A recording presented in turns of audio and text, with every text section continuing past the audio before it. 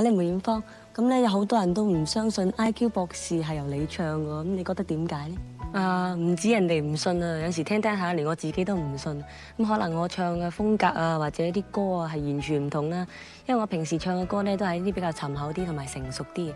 而今次唱 IQ 博士咧，就係啲卡通片嘅歌，咁我覺得係一個好大嘅嘗試。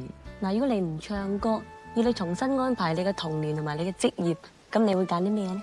如果再俾我過翻童年嘅話咧，我就會希望再讀翻書，直至讀到大學為止。因為我童年嘅志願咧就希望做一個律師，可以為人民服務。嗱，你嘅事業上咧就已經稍有成就啦，咁而且咧就即將參加東京音樂節啦。咁你有咩感想啊？自從新秀大賽之後咧，就已經係我人生一個轉捩點啦。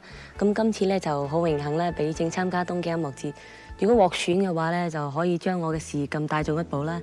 如果話落選咧，我都唔覺得有啲咩遺憾，因為最少我會學咗好多嘢，同埋吸收好多經驗。